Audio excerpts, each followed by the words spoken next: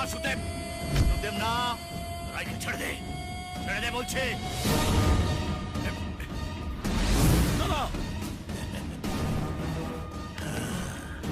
সুদেব, কোথায় নিয়ে যাচ্ছিস ভাই? চলো সুদেব। রাঘব, এটা কিন্তু ভালো হচ্ছে না, ওকে ছেড়ে দে। দিবাকর, এই পুরো প্ল্যানটা আমার চক আউট করা ছিল। তোমার বড় বোনকে ছেলের বউ করে নিয়ে গিয়ে আগুন লাগিয়ে মেরে দেব, ছোটটাকে মারবো বেনারসে। না রাঘব, রাঘব করো না। তোর জন্য আমার সব প্ল্যান ভেস্তে গেছে হারামজাদা। এবার আমি আমার ছেলের সঙ্গে তোর ছোট বোনের বিয়ে দেব, দেখি কে আটকা। রাঘব না।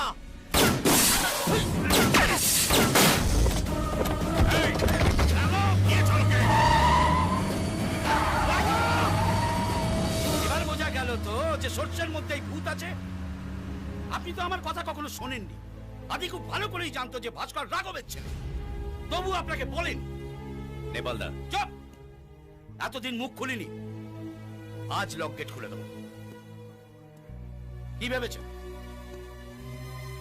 এদের বিয়ে দিতে নিয়ে যাচ্ছে? আরে এদের বিয়ে অনেক আগেই হয়ে গেছে। কি? ওই আদি শ্রুতিকে বাড়ি থেকে তুলে নিয়ে গিয়েছে। নমস্কার বউ। আরে কমসে কম এবার তো আসল পরিচয়টা দিন। ওই যে দেখছেন ধাপ্পাবাজ, এই ফ্যাক্টরির প্রোডাক্ট। এরা হচ্ছে নাদির বাবা মা। আর এই যে দেখছেন আইটেম নাম্বার, এ সবার বউ নয়, আমার বউ। আর এই পুরো নাটকটা সাজিয়েছে ওই ব্লাফ মাস্টার, শুধুমাত্র রায় দিদিকে বিয়ে করবে বলে। বুঝেছেন? পুরো নাটক সাজিয়েছে। বেশ করেছে, তুমি শুধু নাটকটাই দেখলে। আজ ওই ব্লাফ মাস্টার ছিল বলে আমার বড় বোন যাকে সত্যি ভালোবাসে তাকে বিয়ে করতে পেরেছে। আদি আমার ছোট বোন যাকে তুমি ভালোবাসো, তাকে রাঘবের হাত থেকে বাঁচিয়ে আমার শেষ উপকারটা করো। আমি আদি কোথায়? আদি কোথায়? আদিকে খুঁজছেন? আদি ও অনেক আগেই বেরিয়ে গেছে ওর ভালোবাসাকে ফিরিয়ে আনতে। শাবাশ বেটা।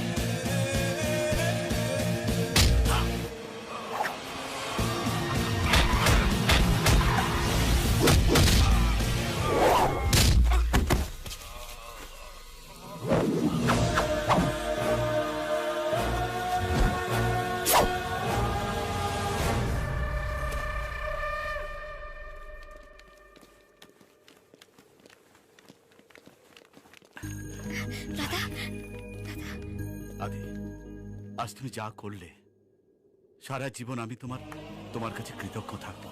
শুধু একটা কথা জানতে চাই, একটা মেয়ের জন্য এত কাণ্ড করলে কেন? ভালোবাসা বর্দা, ভালোবাসা। ব্যাস, বাকিটা সবাই জানে আদি। তাই তেরে কেটে দিন তাক, তাহলে একটা সেলফি হয়ে যাক। এই দাঁড়াও দাঁড়াও দাঁড়াও, এইবার হোক। নাও এভরিথিং ইজ